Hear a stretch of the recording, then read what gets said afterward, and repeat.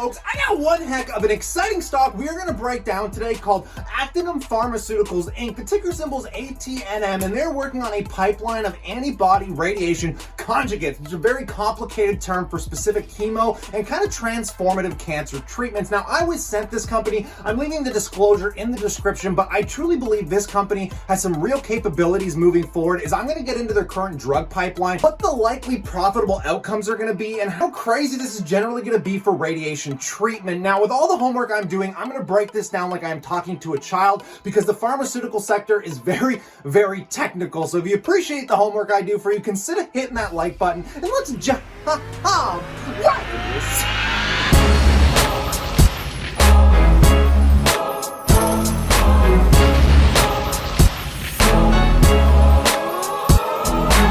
Welcome back, passive income investors.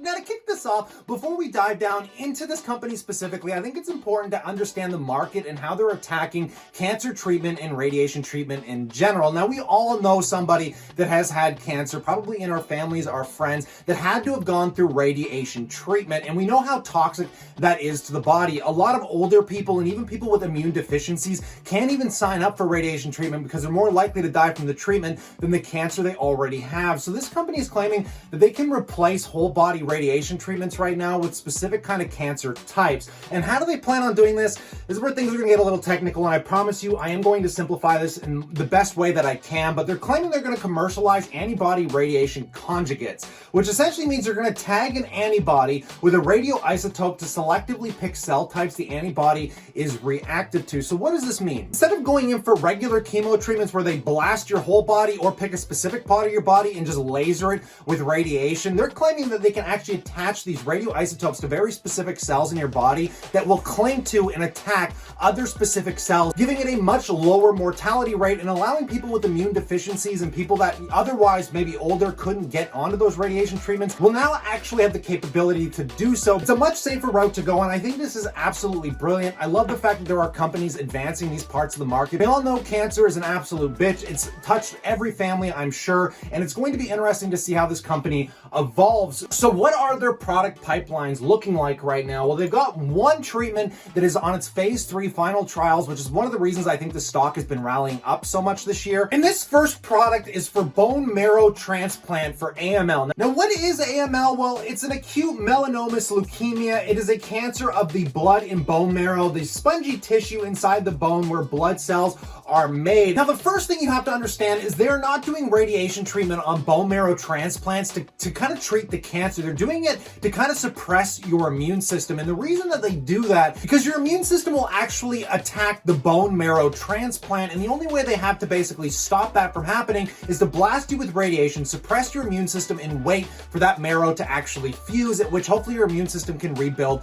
back up. It is extremely toxic. It is extremely dangerous. With these attached isotopes to specific cells, they can just suppress that part of your immune system without going through the horribleness that you get from the side effects of basic radiation. Now, with bone marrow transplants, there are currently roughly about 21,000 of these done a year. And taking a look at the general cost, these have been kind of estimated. Cancer treatment drugs are extremely expensive as it is, but treatments could be around $40,000. And just running some generic numbers, these are all projected. None of this is exactly accurate, but it gives them the capability of having a peak revenue of somewhere around just over $600 million if they are able to cap 75% of the market, which I don't think would be a problem if they are able to prove what they are talking about. And we're going to take a look at where they currently sit with these drugs because they're on the phase 3 trial with this one specifically, with a lot of other ones coming down the pipeline here, folks. So just taking a look at the pipeline, specifically with the bone marrow drug, guys, they are on phase 3. They're finalizing this stuff up. If they can prove this, it's going to be very exciting, not only for the company, but I think the stock price is already starting to reflect in and price in some of this drug's capabilities, and I don't even think to the fullest extent yet,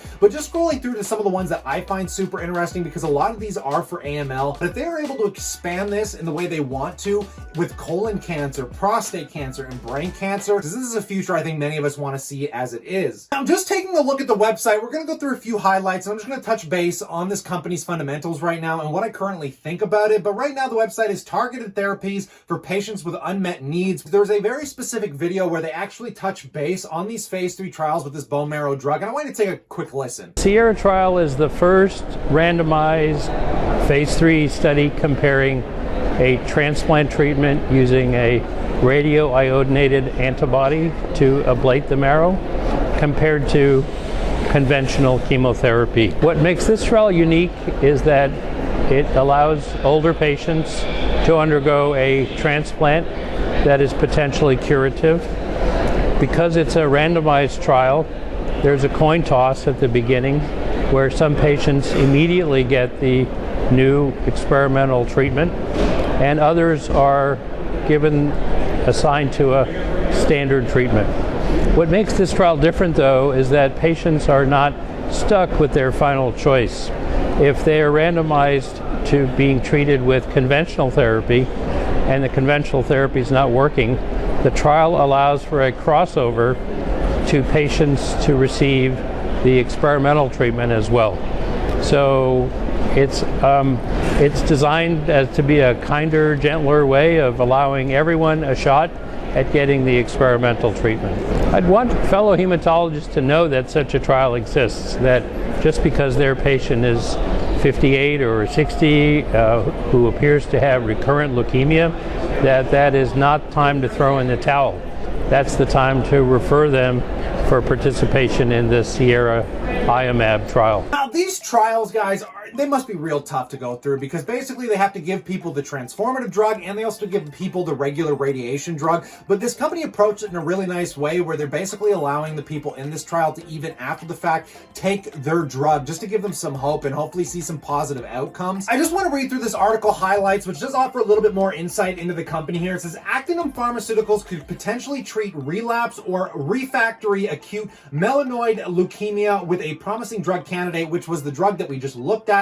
And Actinium's leukemia drug candidate reportedly has a remission rate of approximately 86%, with around 71% key competitors come nowhere close to this right now. Now, the company holds a significant amount of assets than debt on its balance sheet and is funded way more through equity than debt. Shows robust financial health with little bankruptcy risk. And though this is true, we still have to get through these phase 3 trials, guys. There is no value in healthcare companies until there's proven technology on the table. So you'll always find healthcare companies are usually well capitalized if they believe, and a lot of other investors believe, there is going to be a good potential outcome. What I'm going to do is I'm going to leave this little article. It's a bit of a bull case, but I'm going to leave it in the description below so you guys can read through this because they do talk further about the competition, the remission rates, and why this company is basically on the forefront of this technology. But let's get into the balance sheet real quick. Let's just kind of highlight the fact that they say, yeah, a lot of these pharmaceutical companies usually don't operate on debt. They don't finance debt. They usually just go to the capital markets to raise money. But right now, they're sitting on about $48 million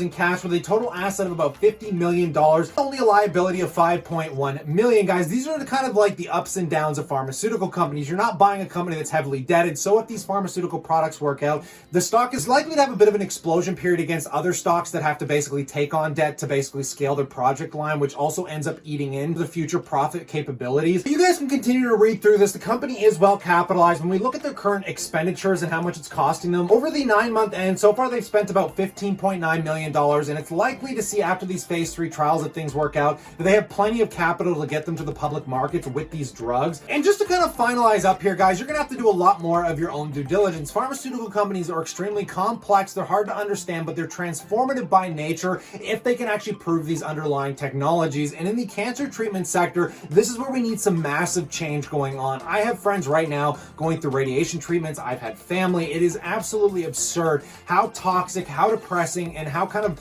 debilitating this is on these families that need these treatments. It's an extremely bright light to see companies just like this. Now, I don't recommend that you go out and buy any of these companies. I really recommend that you do all of your own homework. Just taking a look at the stock trading at 151 million. Again, the reason I think we've had this rally is pricing in this current phase 3 study, but if it works out, I still think there's further upside potential. And I'd love to know what you think specifically in the comment section below, along with any other pharmaceutical companies maybe you deep dive down into. I would love to take a look. So stay cool, stay awesome, and I'll catch you guys tomorrow.